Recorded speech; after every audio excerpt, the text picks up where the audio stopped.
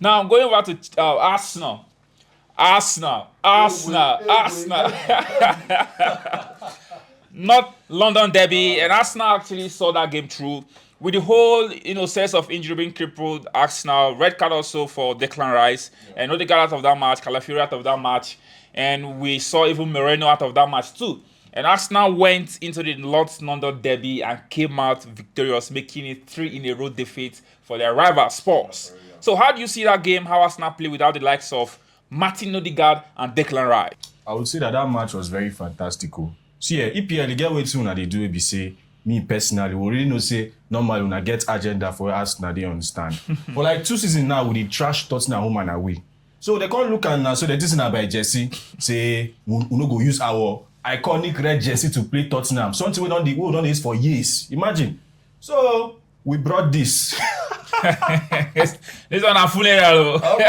Today they officially celebrate Tottenham funeral. You understand? So we are flexing. So we just put to them say it's not by Jesse. You understand? It's not by Jesse. You understand? So that match was actually a nice game though. Imagine playing without your key players. You're playing without Odegaard and Declan Rice. It's not easy. You understand? But we thank God we shamed the haters. We came out victorious like we used to.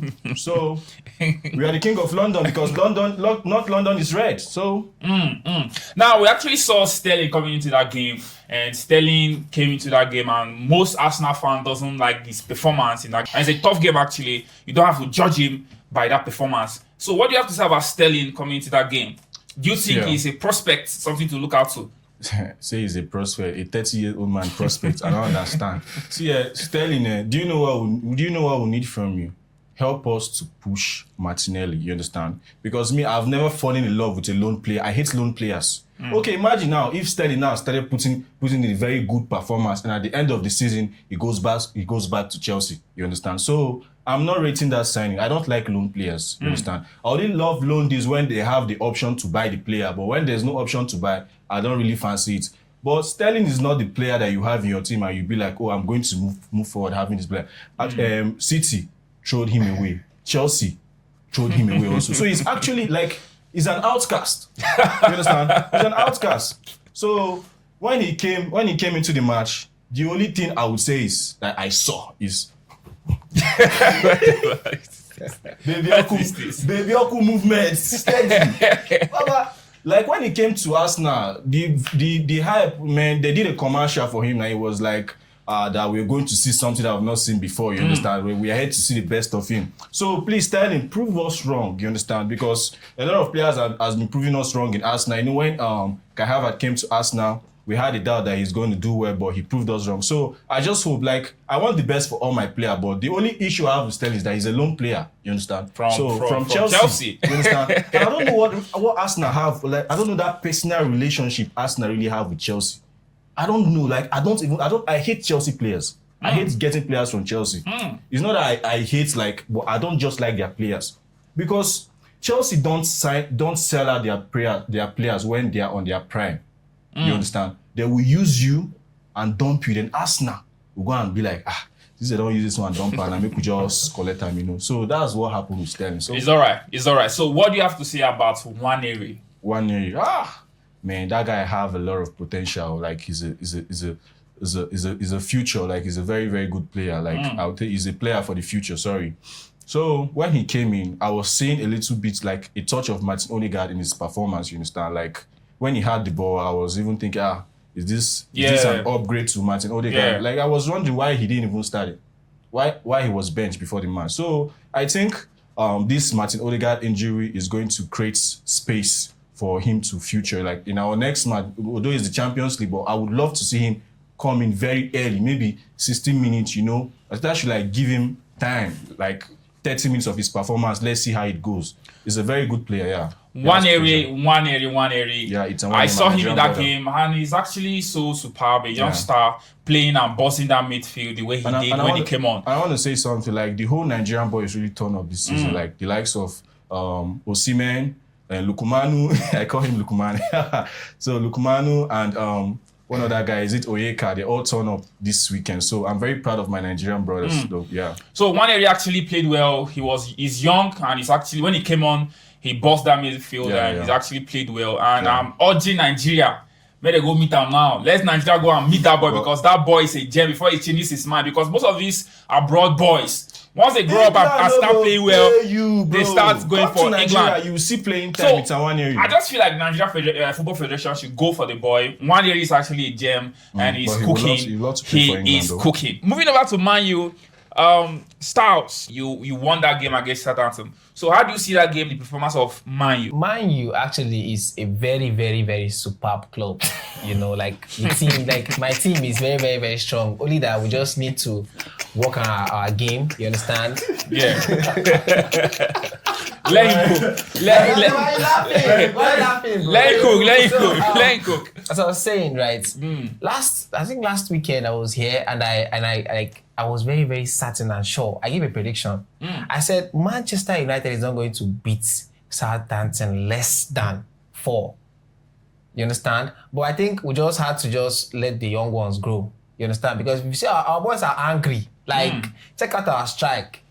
You understand? At first, see Rashford is like he's building his confidence and check out his goal. Like, oh man, like God, oh my God.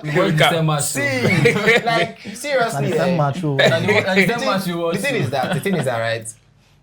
We really need to work on ourselves as a team. That's what I just feel. You understand? Like, know yourself, know where your teammates are. You understand? Know where the ball is. Feel the movement, feel the field. You understand? Don't feel everything. You understand? And let everything flow. You understand? Like, and then that was exactly what we did against Southampton. You understand? We let them have the field, like take the possession at some point to make them feel yes, they are equal to the task before we started. You understand? Okay. I want you to sound very confident right now. Do you still think Erik ten Hag is the man for the job? Erik ten Hag, are they ruggedly solid behind you? Not they go anywhere. Real matter, Erik ten Hag. See, I believe in your vision. I share your vision with you. I see what you're trying to do. Like, it's just that the player needs to just cooperate and feel you. You understand? Now everybody's looking at you, like looking down on you. But me, I believe solidly on, like, just to do your team. No worry, I think with you. I think with 100. All right. In Man U fan base, a lot of Man U fans are actually giving Ten Hag 3 match. You know, lose those 3 match, you are out. And Southampton happened to be first of the game, and he actually won it and delivered it. So I don't know whether it's a kind of stride that, you know, Man U fans actually find themselves when they expect Ten Hag to really mess up and he'll be gone. That's when he will prove them wrong. For example, at FA Cup, the last game against Manchester City, they are hoping that if he didn't deliver that cup, he's gone, you know. And he proved them wrong. He delivered that FA Cup to them. And right now, they gave him 3-match ultimatum. And starting from Southampton, he delivered with a trashing 3-0 to Southampton. So what do you have to say about the Man U fan base? Your players, the likes of Rashford, and also new signing Ugarte. I just want to hear your opinion about these 3 topics. Okay, like, both the coach, both Erik ten Hag and the fans were all humans, right? And then I believe humans tend to react when they are hot. Nobody wants to lose. You understand? Nobody wants to fail. Nobody wants to lose. But I feel losing and failing at some point is a part of the process. You understand? How long? So when you lose, you're hot, and then you're allowed to voice out. My fans giving Erik ten Hag 3 games or 5 games, thereabouts. They have to understand that he is a human too. You understand? He doesn't have magic. He can only just communicate with the player, share his ideas, and tell them exactly what they need to do. You understand? In the field, then it's left for them to perform. I'm not only giving Erik ten Hag all the blame. The blame is also shared with the players.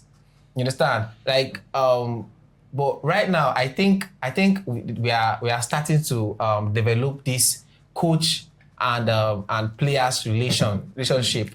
You understand? And that is what happened in the game. Like, at first, the game was kind of shaking and all of that. I felt disappointed, you understand? Because I expected a lot from Man U. Like, I don't believe, say, we give those boys chance when they do any all those SS3 boys. You understand? But we let them express themselves on the field, which is actually what a senior brother should do. let your junior ones grow. This- You feel me? So going down to Ugarte go down. That center, our center go tight like rock. Love that, please. God, see, I want the damn. Oh, give me strong opponent like this. You understand? I want to face Chelsea. Give me Chelsea. Face me now. You understand? I want Devo. Calm down. It's just okay, that to me one. You Calm down. understand? Calm down. See, look, the thing is that many people are seeing that game as just Southampton. Understand? Me, I don't see, I don't regard or see any team in England as a less club. Guy, no small team for England. Everybody they para, everybody they hot. Guy, check Bournemouth, check Crystal Palace, check all those people. They para, but normally, if you, I don't want to call Brighton because Brighton, no, they never get respect.